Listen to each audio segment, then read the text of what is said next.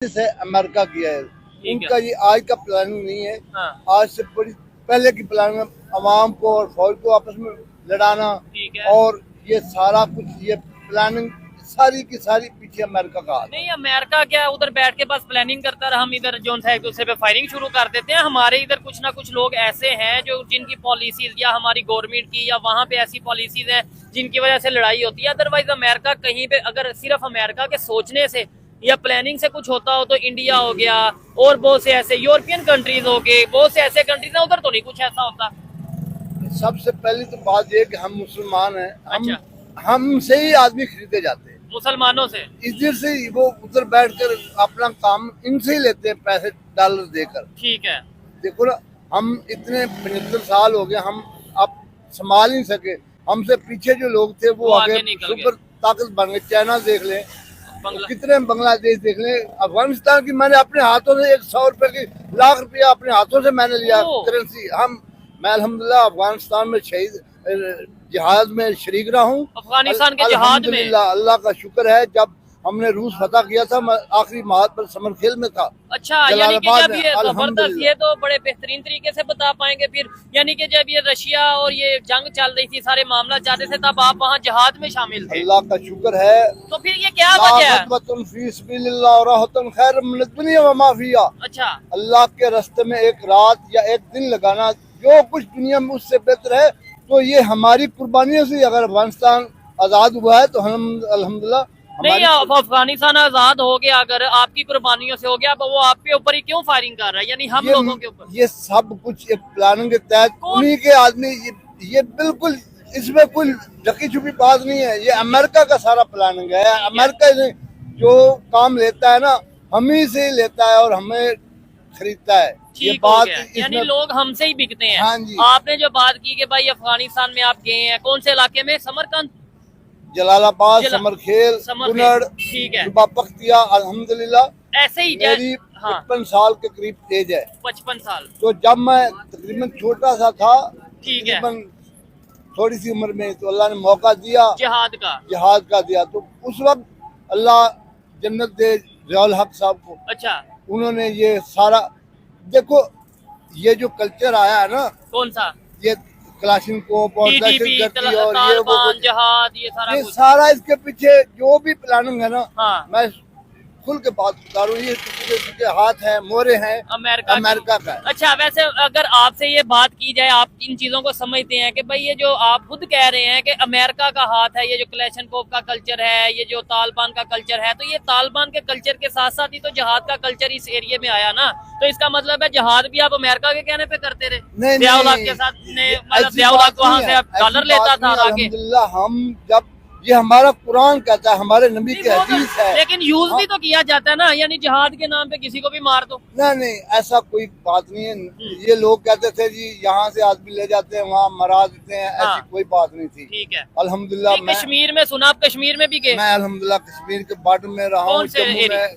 जम्मू में आप गए हैं? अल्लाह का शुक्र है। ये बातें जो है ना, खुल कर बताने वाले नहीं है, लेकिन मैं बात इस पर खुल कर बता रहा हूँ। हमने अल्हम्दुलिल्लाह इखलाकी लिहाज से कश्मीर की हर जब मदद की है। तो आजकल क्या मदद कर रहे हैं, मतलब अगर देखा जाए, वो तो आपने अपने दौर की बात कर दी, आजकल क्या मदद की जा रही है? आजकल हमारे साइड पे जो कश्मीर है, वहाँ पे क्या टेक्नोलॉजी का वर्क किया जा रहा है, एजुकेशन का वर्क किया जा रहा है? सिर्फ ये आप मतलब क्या इसके ऊपर कहना चाहेंगे? सबसे पहली बात है कि हमारे जो भी हुआ है ना, हम पर दबाव आया है। देखो आप शहीद साहब को क्या उसने जुर्म किया? अच्छा, नजर बंद कर दिया उन लोगों ने, सजा दिला दी। क्यों किया? चलो इंडिया का तो समझ में आता है, इंडिया तो कहता है कि भाई 26/11 का जिम्मेदार हाफिज सईद है, या अगर बहुत सी इंटरनेशनल जो कम्युनिटीज है वो कहते हैं कि हाफिज सईद दहशतगर्द है। ठीक है, अब मुझे बताएं, आप अगर हाफिज सईद को हीरो मानते हैं, मैं एग्जांपल दे रहा हूँ, हमारी गवर्नमेंट अगर कहती है जी वो दहशतगर्द नहीं, तो क्यों पकड़ा है, फिर क्यों नजरबंद किया? इसका मतलब है कहीं ना कहीं तो बात है। कोई ऐसी बात नहीं। ये सारा बहुत यार, हम जब ये कहते हैं ना, हम उनसे लेकर खाते हैं, हम उनके कहने पर बिकते हैं। ठीक है, देखो अल्लाह को प्यारे हो गए हाफिज अब्दुर्रहमान मक्की साहब परसों। बिल्कुल ऐसे ही है। देखे तो उन लोगों की कुर्बानी है दीन की खातर। मैं अल्हम्दुलिल्लाह। नमस्कार दोस्तों, आप सभी का इस वीडियो में स्वागत है।